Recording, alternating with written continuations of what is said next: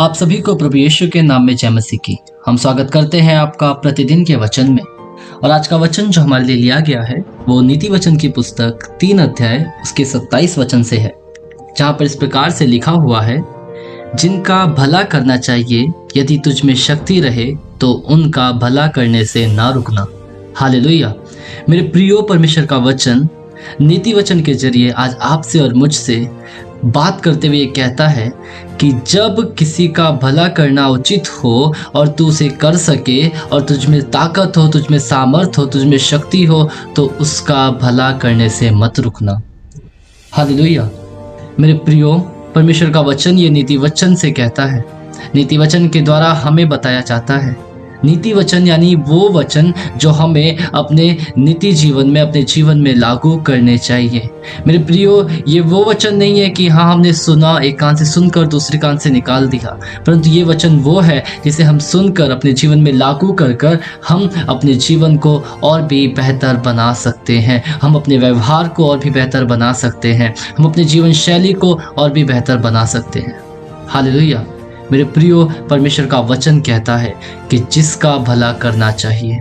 हाँ मेरे प्रियो, हमारे आस पड़ोस आप झांक कर देखिए, आप अपनी आंखें उठाकर देखिए। बहुत से ऐसे लोग हैं जिन्हें ज़रूरत है, जो ज़रूरतमंद है।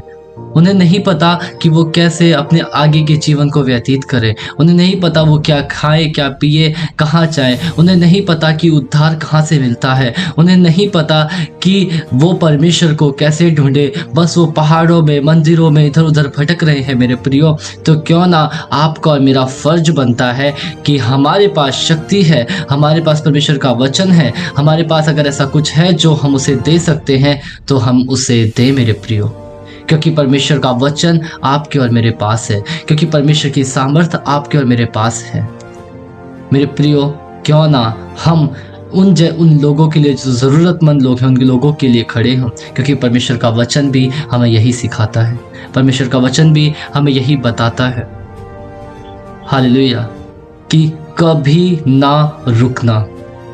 हालेलुया। मेरे प्रियो, अगर आपके पास शक्ति है तो कभी भी किसी का भला करने से ना रुकना। और अगर मेरे प्रियो आपके पास शक्ति नहीं है और आप देख रहे हो कुछ लोग ऐसे हैं जिनको आपकी ज़रूरत है, तो मेरे प्रियो परमेश्वर से मांगो। वो इस प्रकार से आपको भरेगा कि आप खुद भी भरने पाओगे और दूसरों की मदद भी करने पाओगे। हालेलुया। तो मेरे प्रियो, क्यों ना हम परमेश्वर से मांगे कि हे प्रभु, हमें इस कदर से भर दे, हमें इस प्रकार भर दे कि मैं किसी और की मदद करने में ना रुकने पाऊँ। हालेलुया। मेरे प्रियो, परमेश्वर का वचन कहता है तू 1 कदम बढ़ाएगा तो मैं तेरे लिए 10 कदम को बढ़ाऊंगा। हालेलुया।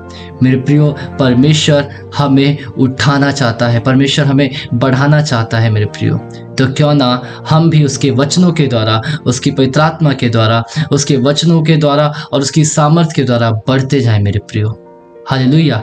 आइए हम प्रार्थना करें। धन्यवाद प्रभु यीशु, धन्यवाद करते हैं सुंदर समय के लिए प्रभु जो आपने हमारे जीवन में दिया। सच में तेरा वचन सामर्थी है।